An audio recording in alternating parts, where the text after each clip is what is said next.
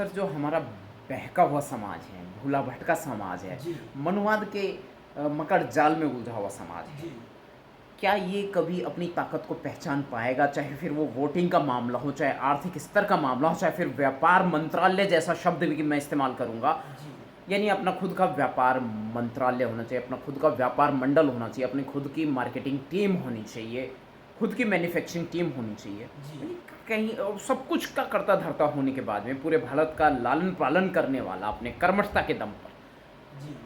फिर क्यों पिछड़ा हुआ है? इसका मूल कारण क्या है? और क्या संदेश आप देंगे कि आपने भी गहरा संघर्ष किया है? उनमें से आप एक है, जब इंटरनेट नहीं था उस ज़माने में, या ये सुविधाएं जो स्मार्टफ़ोन जैसी सुविधाएं हैं, या टीवी का माध्यम भी जब कमज़ोर था, उस ज़माने से लेकर अब तक आप इतना काम करते आ रहे हैं।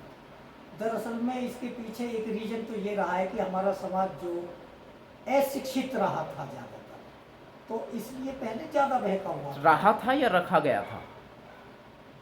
हाँ, रखा गया था या रहा था। वे रखा गया था तब भी रहा है, जी। क्योंकि हम भूतकाल की बात कर रहे हैं। हम्म। तो लोगों की साजिश के तहत रखा तो गया था, लेकिन था जी। तो कुछ तो अशिक्षित होने का बहुत बड़ा प्रभाव पड़ता है, जिससे हमारा समाज जो है आगे नहीं बढ़ पाया है। हम्म। और उसमें चाहे मानसिक गुलामी हो, राजनीतिक गुलामी हो, या आर्थिक गुलामी हो, कोई भी हो, जब हम अशिक्षित होंगे तो कम बुद्धि होंगे, और कम बुद्धि होंगे, वो ज्योतिबा फूले वाली बात है कि शिक्षा बिन मति गई, मति बिन गति गई। तो इस तरह से यहाँ तो हमारा पतन हुआ है। और दूसरी बात, हमने सदियों से जब उनकी गुलामी की है तो एकदम वो नहीं छूट पाई है। जो लोग समझदार हो गए हैं, जो लोग अपने विवेक को खोलकर समाज के प्रचारकों को या समाज में शिक्षा को अंगीकार कर रहे हैं, समझ रहे हैं, वो लोग आगे भी बढ़ रहे हैं। जी। लेकिन इसी समाज के दम पर जनरल लोग कामयाब हैं। हाँ, क्योंकि हमारा बहुत बड़ा हिस्सा आज भी उनके साथ लगा हुआ है। बहुत बहुत बहुत ही कटु सत्य। जो लोग हैं हमारे भाई, लेकिन वो हमारे दुश्मनों की गुलामी आज भी कर रहे हैं। काम कर रहे हैं मैं एक उनका। छोटी सी आपको बात बता देता हूँ। जी जी। मान लीजिए कल को भारत में हमारे समाज का प्रधानमंत्री बन जाए, हम्म। चाहे वो किसी भी पार्टी का हो, बिल्कुल बिल्कुल बिल्कुल सही। वो प्रधानमंत्री तो बन जाएगा, लेकिन जूती मनुवादियों की ही उठाएगा। अपने विवेक से नहीं कर सकता वो कुछ। जी जी, बिल्कुल सही कह वो रहे हैं। उनकी विचारधारा में ही रह के काम करेगा। जब तक हम पावर में नहीं है, तब तक तो हम ये कहते हैं आज ये भगाओ, यूरेशियन भगाओ, फलाना करो, ढिकाना करो।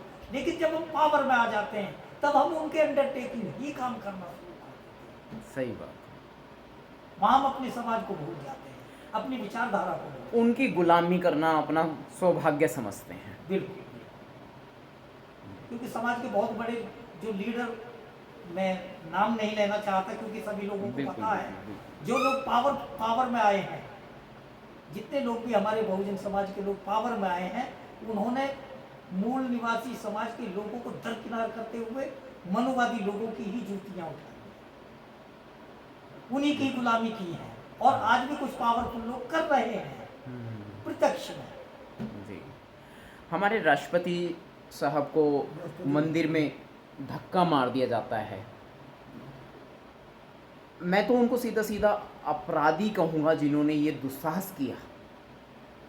उनके खिलाफ कोई लीगल एक्शन नहीं होता। राष्ट्रपति महोदय को धक्का मारना, भारत के राष्ट्रपति को धक्का मारना बहुत बड़ा अपराध है, लेकिन कोई लीगल स्टेप्स नहीं होते, दरअसल कोई में कानूनी कार्रवाई नहीं होती।